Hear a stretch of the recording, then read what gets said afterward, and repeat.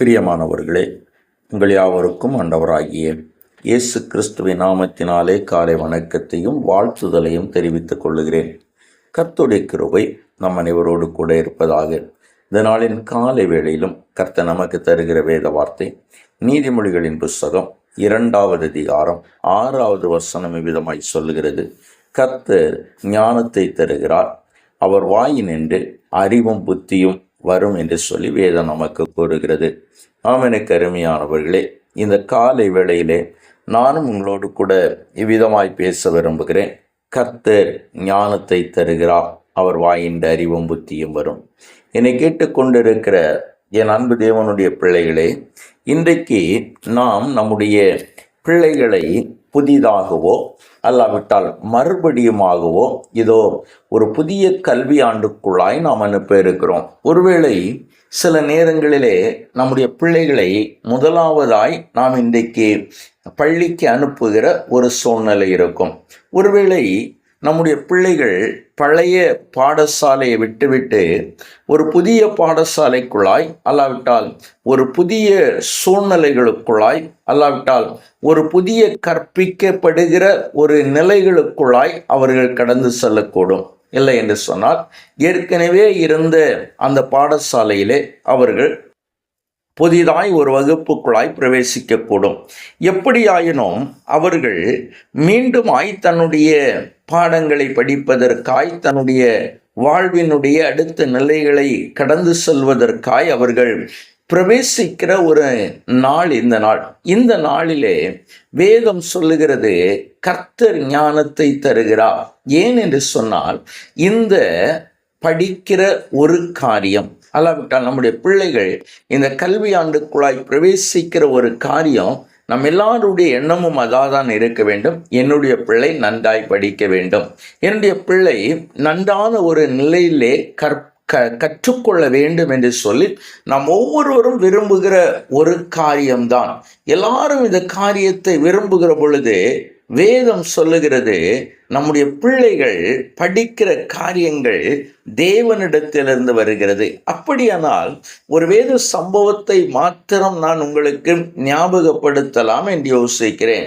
சாமுவேலுடைய காரியத்தை குறித்து நமக்கெல்லாம் தெரியும். அந்நாள் சாமுவேலை கர்த்தரிடத்திலிருந்து கேட்டு பெற்றுக்கொண்டு இதோ அவனை ஆலயத்திலே கொண்டு வந்து விட்டுவிட்டு அவள் போய்விடுகிறார். ஏலியின் பராமரிப்பிலே இந்த சாமுவேல் வளர ஆரம்பிக்கிறார். கர்த்தர் சாமுவேலோடு கூட பேச வேண்டும் என்று ஆண்டவர் விரும்புகிறார்.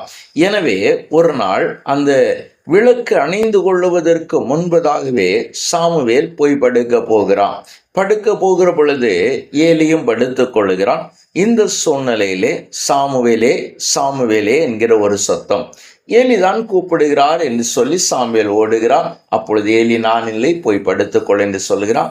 2வது முறையும் அப்படியே செய்கிறான். 2வது முறையும் ஏலி அந்த பதில் சொன்ன பொழுது இப்பொழுது ஏலிக்கு புரிகிறது, பிள்ளையாண்டானே அல்லாவிட்டால் சாமுவேலை கர்த்தர் கூப்பிடுகிறார் என்று சொல்லி ஏலி விதமாய் சொல்லுகிறான், கர்த்தாவே சொல்லும், அடியேன் கேட்கிறேன் என்று சொல்லுகிறான். பாருங்கள், கர்த்தர் சாமுவேலோடு கூட பேச ஆரம்பித்தார். சாமுவேலு கூட பேச ஆரம்பித்தது மாத்திரமல்ல, அந்த கர்த்தருடைய சத்தத்திற்கு சாமுவேல் கீழ்ப்படிந்தபடியினாலே வேதம் சொல்லுகிறது, வேதாகமத்தினுடைய அந்த பெரிய நியாயாதிபதிகளில் ஒருவனாய் கர்த்தர் பயன்படுத்துகிற ஒரு பாத்திரமாய் கர்த்தர் அவனை பயன்படுத்தினார். வேதம் சொல்லுகிறது, தான் முதல் பெயர் சபா வரையிலும் சாமுவேல் கர்த்தருடைய தீர்க்கதரிசிதான் என்கிற பெயர் பெறுகிற அளவிற்கு அவன் வளர்ந்தான் என்பதை பார்க்க முடிகிறான். எனக்கு அருமையானவர்களே, நம்முடைய பிள்ளைகள் எல்லா நிலைகளிலும் வளர வேண்டுமா? முதலாவது கர்த்தருடைய வார்த்தையை அவர்களை கேட்பதற்கு நாம் மிகவும் அவர்களை உற்சாகப்படுத்த வேண்டும். மாத்திரமல்ல, அவர்களை பள்ளிக்கு அனுப்பும் பொழுதும் அவர்களை சோதனம் பாடங்கள் படிக்க வைக்கிற பொழுதும் நாம் அவர்களுக்காய் ஜபிக்க வேண்டும். பிள்ளைகள் ஜபிக்க வேண்டும் என்பதையும் தாண்டி பெற்றோர்கள் அவர்களுக்காய் கரிசனையாய் ஜபிக்கிற பொழுது பிள்ளைகள் அதை சுதரம் நிறைவாய் பெற்றுக் கொள்ளுகிறார்கள். எனவே அந்த கிருபை இன்றைக்கு நம்மோடு கூட இருக்கும்படியாய் கண்களை மூடி செபிக்கலாமா? எங்களை நேசிக்கிற நல்ல தகப்பனே, இந்த நல்ல வேளைக்காய் உமக்கு நன்றி. ஆண்டவரே, உம்முடைய வாயின் அறிவும் புத்தியும் வரும் என்று வேதம் சொல்லுகிறது அல்லவா? என் ஆண்டவரே, என்று எங்களுடைய பிள்ளைகள் தகப்பனே அப்பா புதிதாகவோ இல்லாவிட்டால் மறுபடியுமாகவோ பள்ளிக்கு செல்ல இருக்கிறார்கள். ஆண்டவரே, என் ஆண்டவர் என்னுடைய பிள்ளைகளை ஆசீர்வதி. உம்முடைய வாயில் நின்று வருகிற அறிவும் புத்தியும் ஆண்டவரே எங்களுடைய பிள்ளைகளுக்கு அபரிதமாய் வழங்கப்படட்டும். ஆண்டவரே, இந்த கல்வி ஆண்டு என் ஆண்டவரே எங்களுடைய பிள்ளைகள் மேன்மைகளை சுதந்திரிக்கிறாண்டாய். இந்த கல்வி ஆண்டு எங்களுடைய பிள்ளைகள் இன்னும் ஞானத்தையும் அறிவையும் பெற்றுக்கொள்ளுகிறாண்டாய். இந்த கல்வி ஆண்டு ஆண்டவரே எங்களுடைய வாழ்க்கையிலே மேன்மையானவைகளை சுதந்திரிக்கிற ஆண்டாய் இருக்க என் ஆண்டவர் உதவி செய்யும். நீர் மாத்திரம் கூட இரும், நிறைவாய் நடத்தும், பொறுப்பெடுத்துக் கொள்ளும். இயேசுவின் நாமத்தில் செபிக்கிறோம் எங்கள் ஜீவனுள்ள நல்ல பிதாவே. ஆமேன், ஆமேன், ஆம்.